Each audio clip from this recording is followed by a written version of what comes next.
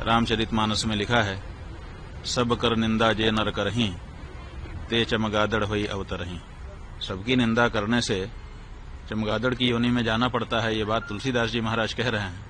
और उन्हीं तुलसी जी के नाम पे पीठ बना करके बैठे हुए रामभद्राचार्य जी सबकी निंदा कर रहे हैं, प्रेमानंद जी को गलत कह रहे हैं। और प्रेमानंद जी क्यों गलत हैं? क्योंकि वो संस्कृत नहीं बोलते हैं।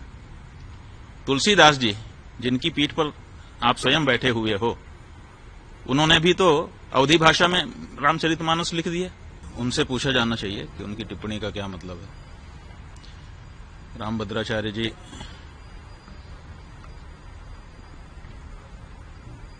सबकी निंदा करते हैं। पूरी के शंकराचार्य के बारे में कहा है कि रामचरितमानस में तुलसीदास जी ने जिस तुलसी पीठ पर वो बैठे हैं, उसी तुलसीदास जी महाराज ने रामचरितमानस में लिखा है, सब कर निंदा जे नर करहीं, ते चमगादड़ होई अवतरहीं। तो सबकी निंदा करने से चमगादड़ की योनि में जाना पड़ता है, ये बात तुलसीदास जी महाराज कह रहे हैं। और उन्हीं तुलसी जी के नाम पे पीठ बना करके बैठे हुए रामभद्राचार्य जी सबकी निंदा कर रहे हैं। क्या उन्होंने ये एक चौपाई पढ़ी नहीं है, या फिर उस चौपाई के कुछ और अर्थ उन्होंने समझ लिए हैं? ये तो उनसे चर्चा करने पर ही पता चलेगा। रामभद्र जी ने कहा है कि उन्हें 1 लाख क्या कहते हैं शुभ लोग आते हैं, तो क्या कहेंगे आप? ऐसा है कि दावा किया है उन्होंने कि हमको कभी कहा है कि 1 लाख पन्ने याद हैं पृष्ठ, और कभी कहा है कि 1.5 लाख पन्ने याद हैं पृष्ठ। तो अब 1 लाख पृष्ठ याद हैं कि 1.5 लाख पृष्ठ याद हैं, इसकी कोई परीक्षा तो हुई नहीं है। दावा उन्होंने जरूर किया है। उन्होंने 3 दावे, वैसे तो अनेक दावे किए हैं, लेकिन 3 प्रमुख दावे हैं। एक उनका दावा है कि मुझे 1.5 लाख पृष्ठ याद है, कंठस्थ है। दूसरा उनका दावा है कि हमको 23 भाषाएं आती हैं। और तीसरा उनका दावा है कि मैंने राम जन्मभूमि में जो गवाही दी उसके कारण फैसला हो गया। लेकिन इन तीनों दावों की पुष्टि अभी नहीं हुई है, क्योंकि 1.5 लाख पृष्ठ उनके कंठ में हैं, कभी परीक्षा तो हुई ही नहीं है, तो बिना परीक्षा के दावा ही है।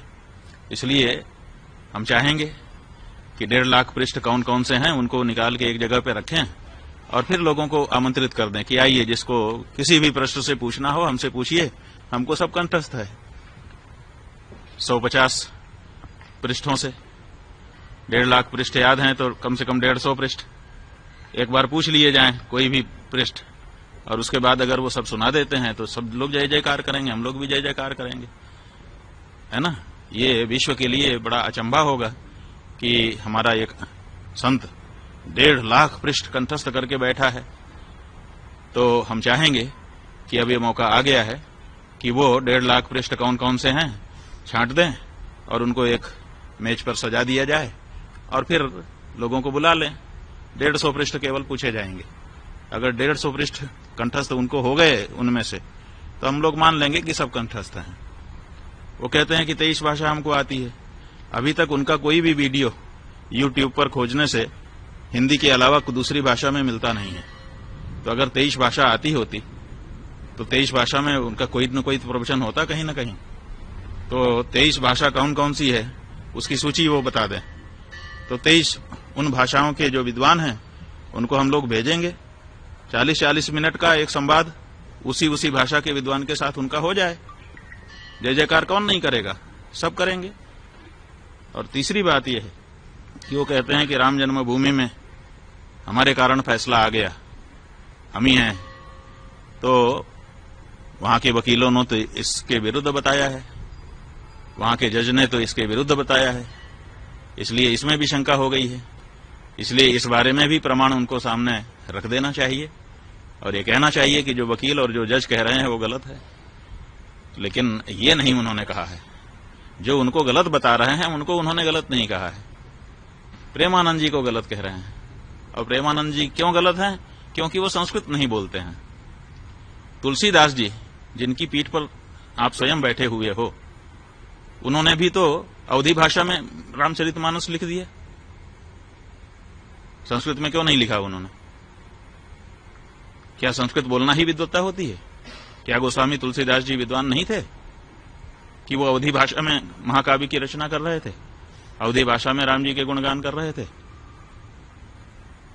अगर संस्कृत में बोलना ही विद्वत्ता है तो इस सिद्धांत के अनुसार तो तुलसीदास जी भी विद्वान नहीं आपकी दृष्टि में होंगे, क्योंकि उनका तो सारा का सारा साहित्य, चाहे वो बरवे रामायण हो, चाहे वो गीतावली हो, चाहे कवितावली हो, चाहे हनुमान चालीसा हो, चाहे बजरंग बाण हो, छोटे से छोटा बड़े से बड़ा रामचरितमानस, सब कुछ अवधी भाषा में है, संस्कृत में नहीं है।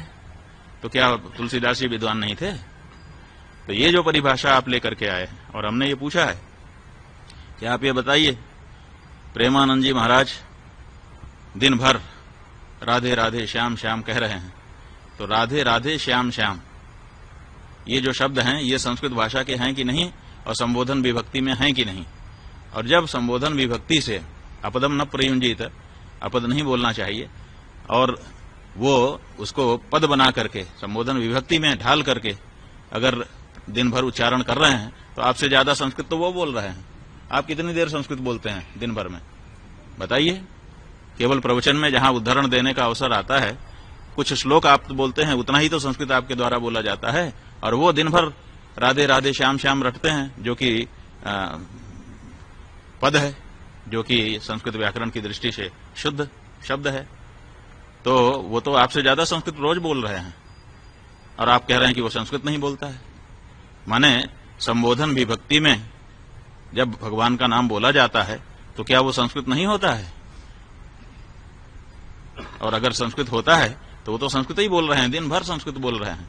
आप उनको क्यों कह रहे हैं कि वो संस्कृत नहीं जानते हैं? तो ये जो बातें हैं, इन सब से पता चलता है कि या तो उनकी बात को ध्यान ही देना छोड़ दिया जाए, बिल्कुल अप्रमाण मान लिया जाए, और या तो फिर उनको अपनी योग्यता और अपने जो दावे हैं उनको जनता के सामने आकर के प्रमाणित कर देना चाहिए। हम कहना चाहेंगे, वो पुरी के शंकराचार्य जी को कहते हैं कि वो संस्कृत नहीं बोलते हैं। संस्कृत नहीं बोलते, कोई इच्छा से बोलता है? भाषा जो है वो विवक्षाधीन होती है। विवक्षा का मतलब होता है बोलने की इच्छा। हमको इच्छा होगी तो हम बोलेंगे, इच्छा नहीं होगी नहीं बोलेंगे। कोई हमको जबरदस्ती करेगा कि तुम यही बोलो? ये तो महाराष्ट्र के ठाकरे बंधु हो गए कि बोलना ही पड़ेगा। अरे भाषा जो है, भाषा का नियम है, वो विवक्षाधीन होती है। जो बोलना चाहता है वो बोलता है, जिसको नहीं इच्छा होती है नहीं बोलता है। कौन सा शब्द मैं बोलूंगा ये कोई हमको बताएगा? हम खुद बोलते हैं। जब हमको जिस शब्द की इच्छा होती है उस शब्द का उच्चारण अपने मुख से हम करते हैं। भाषाएं जो होती हैं वो विवक्षाधीन होती हैं, बोलने की इच्छा के अधीन होती हैं। तो ऐसी परिस्थिति में वो नहीं बोलते हैं उनकी इच्छा, लेकिन वो संस्कृत के विद्वान नहीं है, ऐसा तो नहीं है। हम तो जहां तक हम देखिए, हमने पुरी के शंकराचार्य जी का भी प्रवचन सुना है, गंभीरता से सुना है, और इनका भी प्रवचन सुना है, और हम ये कह रहे हैं कि पुरी के शंकराचार्य जी इनसे बहुत बड़े विद्वान हैं।